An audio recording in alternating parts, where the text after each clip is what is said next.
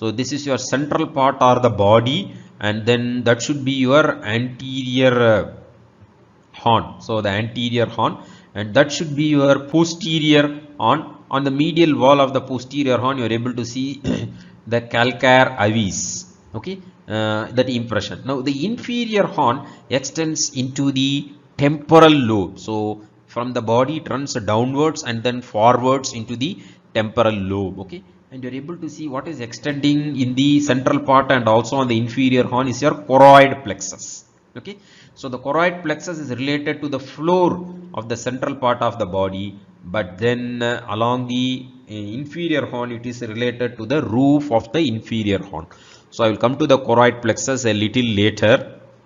So the roof actually what happens slopes as the lateral wall for the inferior horn, and again it is formed by the tapetum fibers.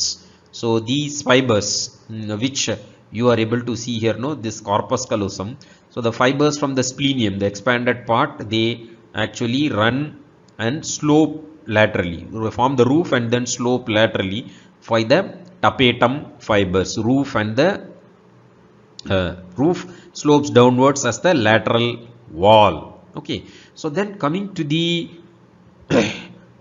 near the roof, on the roof of the inferior horn, you are able to see the caudate nucleus continues downwards from the floor of the central part and anterior horn.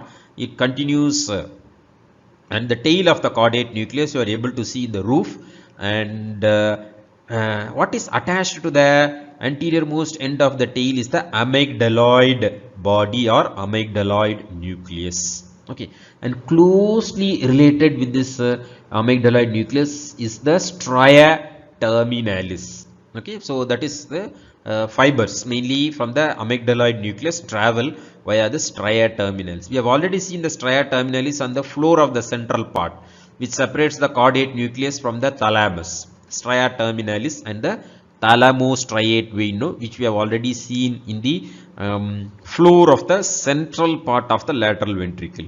So that stria terminalis, tail of caudate nucleus and amygdaloid nucleus we are seeing in the roof of the inferior horn.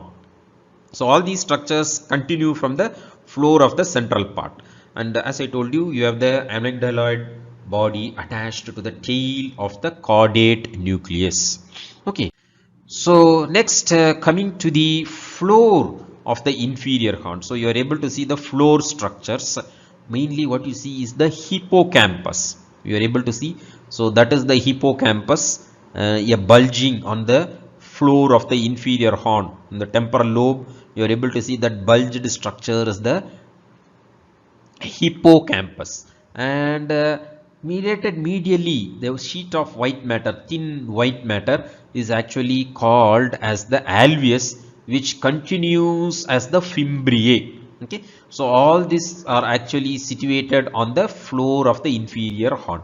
So that is a sheet of white matter immediately medial to the hippocampus. So this is the hippocampus which you are able to see here, and medial to that is your mainly I told you the alveus, and then it continues as the fimbriae. The fimbriae, if you trace it above, it will continue as the fornix. The fimbriae will actually continue as the fornix. So that is the hippocampus and your fimbriae of the hippocampus, which you are able to see here. Okay, so it is nothing but the